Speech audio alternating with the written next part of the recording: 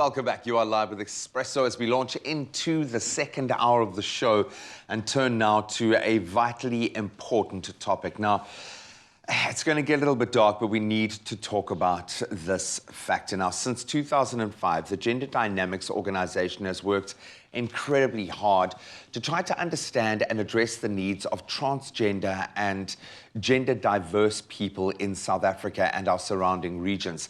Now, the last time we connected with them was for International Transgender Day of Visibility, and that was at the end of March.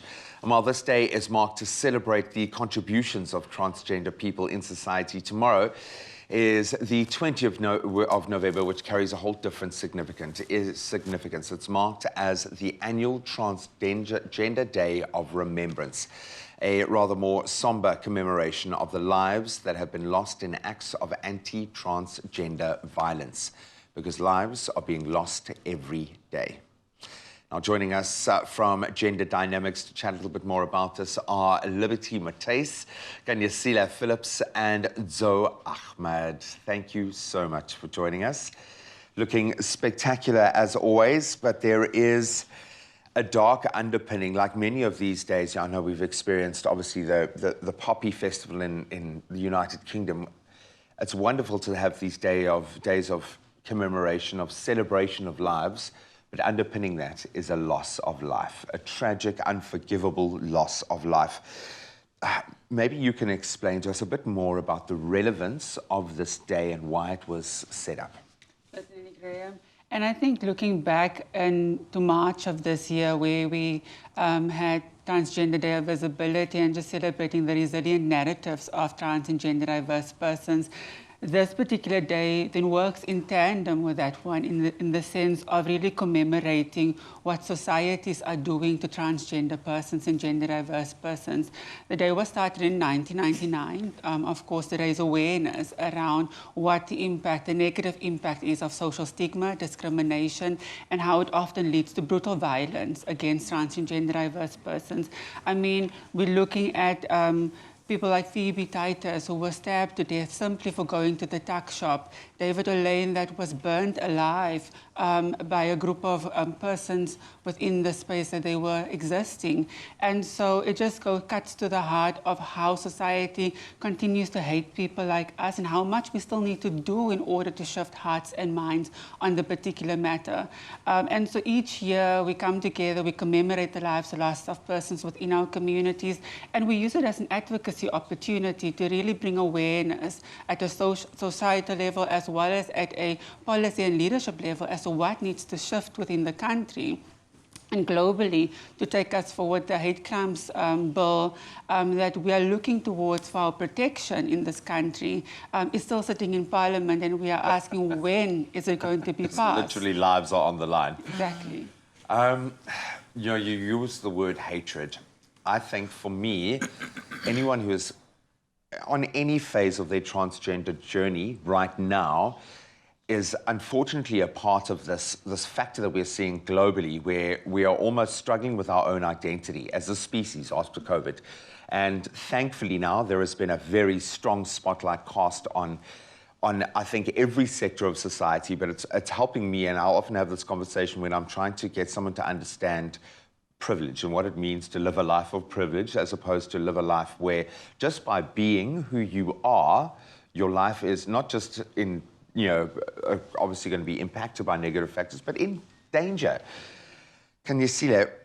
Maybe you can paint, and I know we're going to get quite dark with this, but just how difficult has it been for you personally to walk this journey that you have been on and take it to that dark extreme? How many people are losing their lives in this country purely based on the fact that they are living the life that they have to live? Graham, thank you so much for this opportunity. I think this day, as Liberty has mentioned, is an important day for us as a trans and gender diverse community. I think it's worthy to note that we as a transgender community in South Africa we are experiencing greater visibility within spaces. However, we and our lives are still very much characterized by excessive forms of stigma, discrimination, and violence. And systemic inequality. And so I think that this leads us to, you know, the lack of legal protection that there is in the country. And so we as a community and as Gender Dynamics are working tirelessly to combat that. And to work towards greater inclusion for us as transgender diverse communities. But like I said, Graham, that when we look at you know, the lack of legal protection for us as transgender diverse persons, this has adverse effects on our community. When we look at bullying, harassment, we look at inaccess to services based on the fact that we are identifying outside of that gender binary. I think our lives are constantly at risk. And so looking at it from, you know, a personal experience, I think I have been through a lot, but I think there's most out there that's been through the worst. What does that mean for you on a daily basis? I'm recovering from a back injury, so every morning I've got to go through this list of like, okay, get yourself out of bed, okay, warm yourself up, do this. For you, what is your life like with these challenges every day? Is it something that's always present? Are there ever moments where you get to just tap out and just be? I think when we look at it, some of us may be in a position where we have been able to, you know, legally amend our sex marker on our IDs, but for a greater part of it, we are constantly judged, constantly looked at in a way where we have to explain ourselves, where we have to say that, you know what, I am here, but you know, society would rather have us erased from spaces, would rather have us, you know, speak to keep our mouths instead of, you know, being visible and being vocal and speaking, you know, and raising our voices in spaces. Society would rather have us, in a lot of cases, like Liberty has mentioned, the social exclusion that we're experiencing in communities, in our workplaces, that a lot of us don't have access to, you know, places of higher learning because of who we are and how we identify. Well, just imagine all of those people watching right now and how it's driving the state in, because there's over 1 million people getting this message right now. So it's not just about awareness, it's about actually driving change, about creating momentum in that space. What can we do to support you, and what does your community need to do to embrace the opportunity of today? I think that's a very, very insightful question, because whenever we're talking about access and inclusion and equity, what do we mean? You spoke around privilege. The majority of us, we are sitting today, it's privilege and access.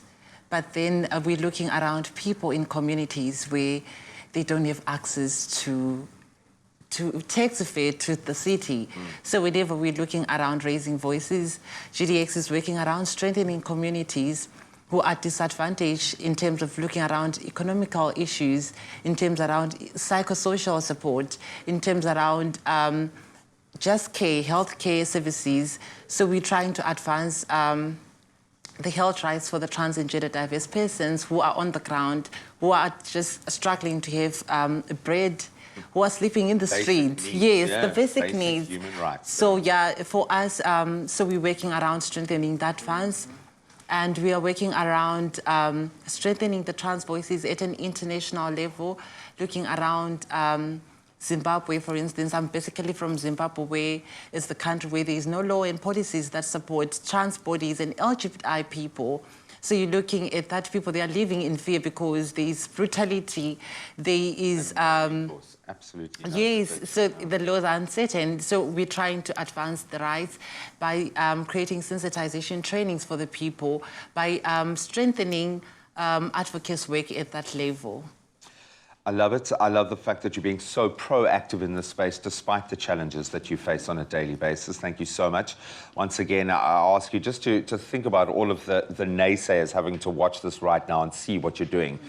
Spreading this word to millions, and we're going to continue to do that this morning. Thank you so much for joining us. We're going to get into one way that we can all be very proactive, the National Conference on Trans and Gender Diverse Inclusive Education. It's going to be hosted by Gender Dynamics, and we will give you all of the details in just a moment. It's my feel-good breakfast show. Welcome back as we rejoin a vitally important conversation this morning and look ahead to International Transgender Day of Remembrance. And that's taking place tomorrow, which is the 20th of November. And the GDYNAMIX organization, who are doing phenomenal work within their community, is using this occasion to host their national conference on trans and gender diverse inclusive education, which should probably be a part of all staple education right now. And joining us again to share more on what will take place during this two-day event is Kanyesile Phillips, and this time joined by Anil Paravatan. I hope I said your name right. Perfect. Oh, yes, and then Liberty as well has continued to join us. Thank you so much for joining us on a vitally important day. Anil, how important is education, and education at the right time? Because I keep thinking, are we too late to go back and change a grown adult who has misconceptions? Does the power rest in my 4-year-old boy and me having that conversation and getting him to understand that? Where is education in this mix, and how does this come to bear in the conference? So I think definitely, I mean, it's continuing education throughout the entire education system, and then into the kind of continuing professional development that professionals are engaged in. So yes, I think it's a lot easier for kids.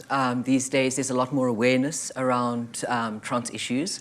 And certainly my kids know about gender diversity. It's a common thing in schools. There are trans, they go to school with trans kids. I think it's easier for the younger generation to work with this because they have information earlier. And a lot less baggage. But it is never too late to learn. And I think, I mean, one of our focuses with the conference is obviously the university curricula and how that equips professionals to be able to go out into the world and basically be not just aware of how to work with trans and gender diverse people, but basically to be advocates for human rights and inclusivity, which is such a vital issue in our country at the moment. So if you look at for example, access to healthcare, which is a big focus of ours. We need nurses, doctors, psychologists, social workers who are going to go out there and advocate for the rights of their clients and who are going to be able to make a change in the world. And I think that's what's vital in the university curricula. And then looking into continuing professional development, which we also do training courses in, particularly for healthcare providers. You know, there's been so many developments in understanding trans identities and gender diversity in the last 10 years. If you are a doctor or a psychologist who qualified 10 or 15 years ago, you need an update because the science has moved on and the research has moved on and our understandings have moved on.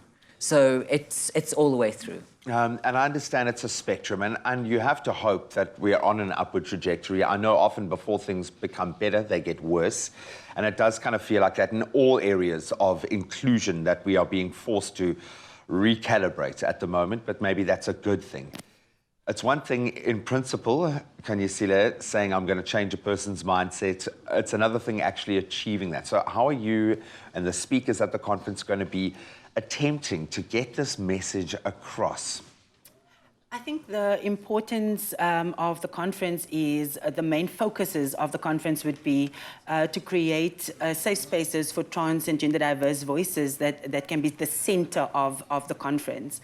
Not necessarily, looking at the broader community, but specifically looking at students and the lived realities of students. I think it's also important to note that we would like to, trouble the cis-heteronormative, foundations on which the education system is built.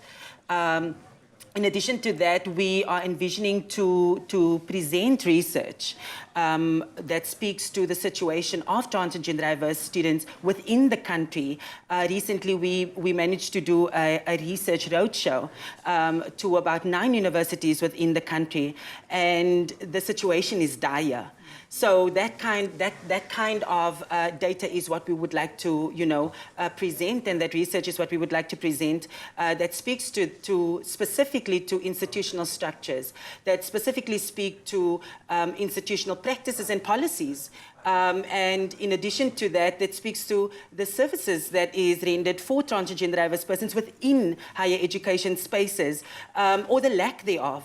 I think that's some of the, the focuses of our conference, but more so also to facilitate, a dialogue between, strategic policymakers, policy influencers, as well as our transgender diverse community. And like I said, specifically our transgender diverse students that will be occupying the spaces of the panels, that will be, the voices that will be moderating these conversations. So I think that's more important to highlight.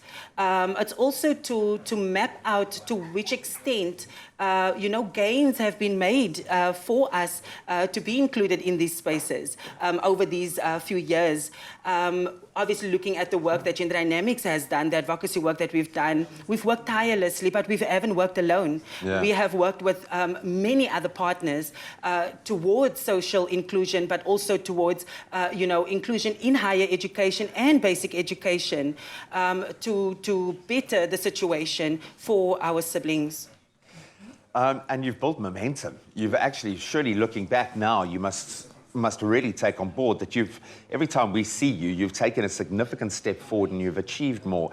This is a little lesson here in privilege, and I use this, and I'm going to probably poke the bee's nest, the difference between Black Lives Matter and All Lives Matter. Yes, okay, we get it. Now, I want that person to understand it. It feels like to me, never mind excelling, just to exist, you've got to go through a process. Before you even start thinking about getting good grades, about excelling, about picking the right career, about finding the right partner, all of those things that we just take for granted. If right now you take any of those things for granted, you're privileged. That's the bottom line. To have to work from that disadvantage. What do you need then? Let's get practical for a second. The next 10 people that you encounter today, what do you need from them to make you feel a little more comfortable in your own world? Not that I think you need to feel more comfortable, because I think you're pretty solid. I think that you're speaking to the issue around allyship and supporting trans and gender diverse persons to be able to affirm ourselves within society. But I think in tying back to the fact that we are existing in multiple parallel universes across this country, even in this very city, we've got community members that are living under a bridge, where we have other community members that are accessing higher education. And a key question that has been asked in a country like South Africa, where there's such stark levels of inequality, how do we ensure that we can hold space and create space in different ways? All of that, Marginalized communities being able to access basic education with the aim of excelling and succeeding needs transformation within that system. Of course, when that person steps into higher education, what does that mean in terms of, as Kanyisile was pointing out, curriculum transformation, practice changes that would ensure that people can actually accomplish what they need to accomplish in terms of obtaining their degrees or their qualifications to excel within society. But coming to the issue around allyship, I think that there are different ways in which we can think about it. It can either be an ally that stands in front, that is going to be the voice for the community, which we are saying no, we can be our own voice, an ally standing next to that accompanies, and there's definitely value add for that in being able to hold space. But most of the time, we just need people to support us from the back and say, if you ever need our support in opening up space, we are here, but you are the ones that's going to be leading the change with your own voices within particular spaces. If there are people that are sitting with closed hearts and closed minds, it's really about educating yourself at a personal level in becoming capable of understanding. And we are all marginalized in different ways, whether it is gender identity, sexual orientation, gender, whether it's on the basis of citizenship status. How we hold that collectively becomes the solution in pushing forward in solidarity. Starts with empowering from within, which I think you guys are really getting right. So thank you so much for fighting tirelessly on behalf of your fraternity, your family, ultimately in this space. And I've just got to say that, being slightly older, looking back, we always think it's impossible to see these changes. If you knew the South Africa that I knew in 1993, you would have thought it's impossible to get to where we are now, but we know as South Africans things can change, but it starts with the right conversation and, of course, very, very powerful advocates going out and doing what they do every day. So thank you so much for joining us. And we'll keep the details of that conference up on our social media pages so you can start your role in this narrative as well.